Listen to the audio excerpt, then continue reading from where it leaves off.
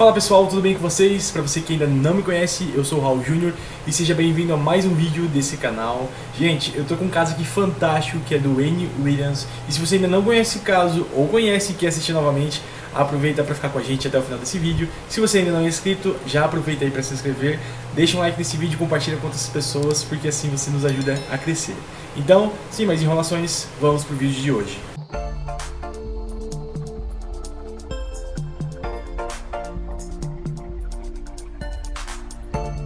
No início dos anos 80, Wayne Williams, de 23 anos de idade, era um fotógrafo freelancer e ele também se identificava como produtor musical. Ele se tornou o maior suspeito de uns casos de desaparecimentos e assassinatos de adolescentes e crianças. E isso tudo porque ele foi encontrado perto de uma ponte que era um dos maiores locais que identificava que um assassino poderia estar por ali.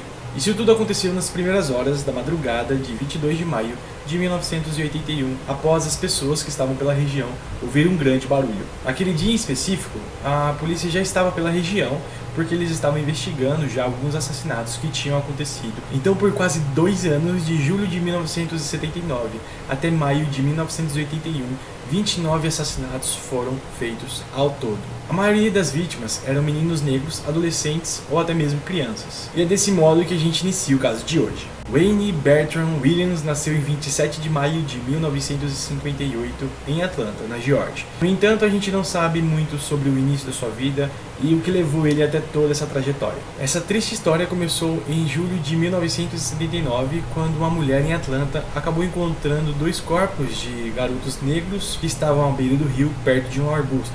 O primeiro era Edward Smith, de 14 anos.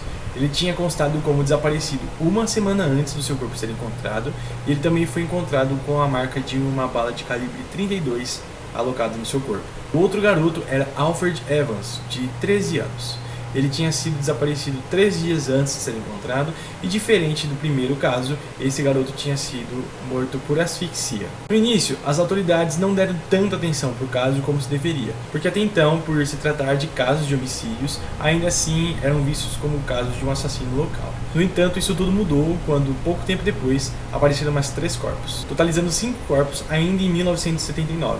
Já no ano seguinte, eles encontraram mais 9 crianças mortas. Nesse processo, a polícia já estava muito adiantada nas investigações, mas apesar de todo esse processo, todas as pistas que eles conseguiam voltavam-se para um caminho vazio.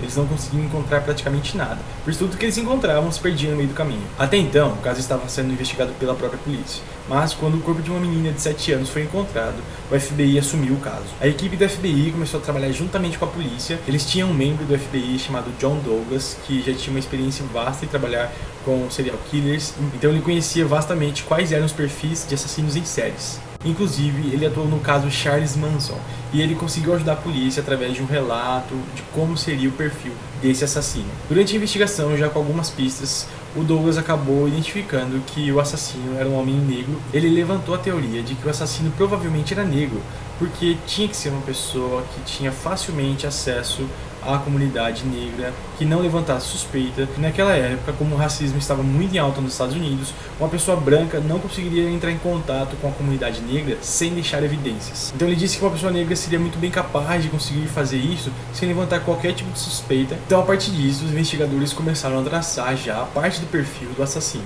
Então a primeira coisa que eles começaram a investigar eram os homens negros daquela região. Nos primeiros meses de 1981, ao todo 28 crianças já tinham sido encontradas mortas em toda aquela área. Como muitos corpos foram encontrados perto do rio, eles começaram a montar uma investigação que abordava todas as pontes que faziam ligação com aquele rio. No meio da investigação, uma coisa muito importante mudou todo o rumo dela. Em 22 de maio de 1981, nas primeiras horas da madrugada, as pessoas que moravam na região e a polícia ouviu um barulho muito forte que vinha de uma das pontes.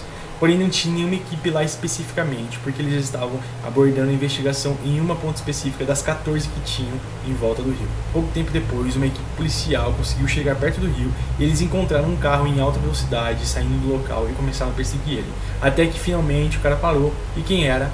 Wayne Williams sentado no banco da frente dirigindo aquele carro. Naquele exato momento a polícia não tinha nenhuma evidência que pudesse incriminar o Wayne por alguma coisa, então eles ficaram com ele por um período máximo que eles conseguiam, fazendo todo tipo de interrogatório possível, mas tiveram que liberar ele.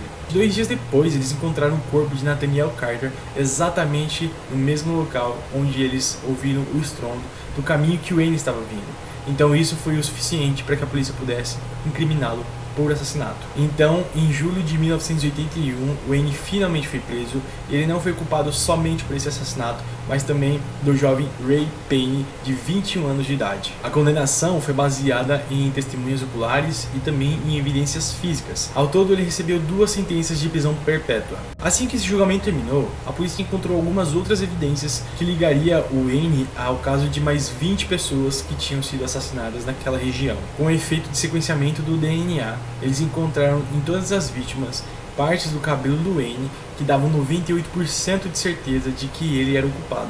Mas infelizmente aqueles 2% de incerteza acabaram sendo suficiente para que ele não fosse julgado e condenado por aquelas ações. E apesar de ter tanta prova a favor dele quanto aos demais assassinatos, até hoje ele continua sendo tratado como suspeito. Atualmente ele está com um pouco mais de 60 anos e ele permanece cumprindo aquelas 2 sentenças de prisão perpétua. Em 2019, a polícia de Atlanta informou que iria reabrir o caso para prosseguir com mais investigações, porque novas provas estavam surgindo. No entanto, Wayne acabou divulgando uma nota declarando que ele era inocente e não teria qualquer relação com as crianças desaparecidas da Geórgia.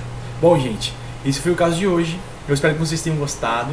E deixem aí nos comentários o que vocês acharam do caso de hoje. Se você ainda não é inscrito, já aproveita aqui para se inscrever. Eu particularmente fiquei muito indignado com esse caso. E eu sim acho que o Wayne é culpado. Mas, infelizmente, a gente já não pode culpá-lo de mais acusações por conta daqueles 2% de incerteza do DNA. Mas, se você gostou desse caso, aproveita já para se inscrever. Fique com a gente porque semana que vem tem mais. E até lá!